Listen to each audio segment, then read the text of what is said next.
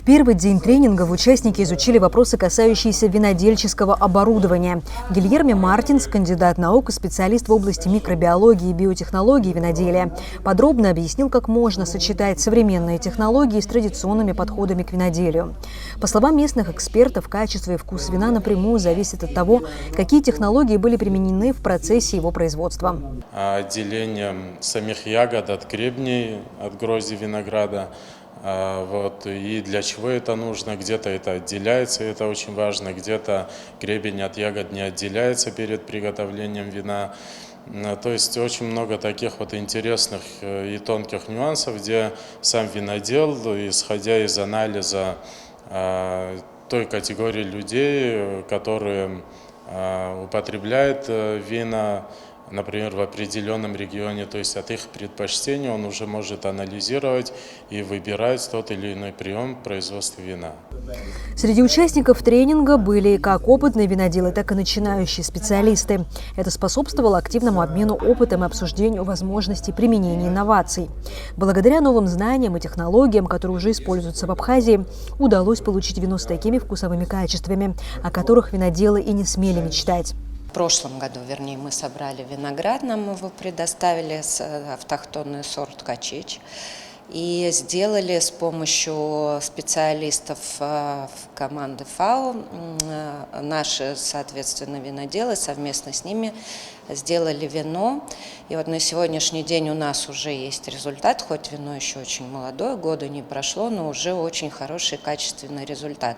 Мы получили очень восторженные отклики специалистов, в том числе приезжал Жан-Филипп из Франции, он его пробовал. Причем, знаете, мы думали все, наши ребята, которые уже когда-то пытались что-то делать, им казалось, что из Качеча получится более такое очень терпкое, насыщенное, что-то такое густое, даже и достаточно тяжелое. На самом деле, на удивление, оказалось очень сбалансированное, приятное, такое питкое, хорошее вино. Поэтому мы очень довольны результатом, мы будем и в этом году продолжать наши эксперименты, и уже и с другими сортами винограда.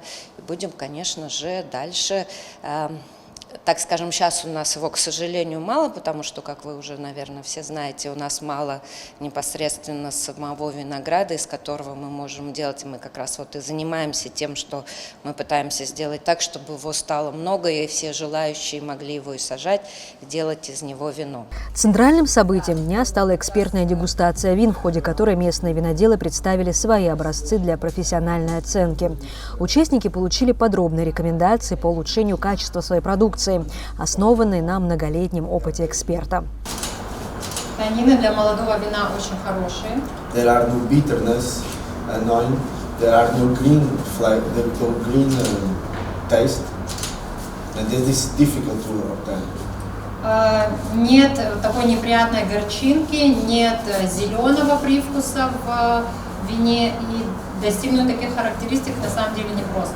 Тренинги проводятся в рамках проекта «Устойчивое виноградарство и защита эндемичных сортов в Абхазии», реализуемого проектным офисом ФАО ООН совместно с Ассоциацией виноделов и виноградарей Абхазии при финансовой поддержке Швейцарского агентства по развитию и сотрудничеству. Марианна Котова и Нала Гухава, Абаза ТВ.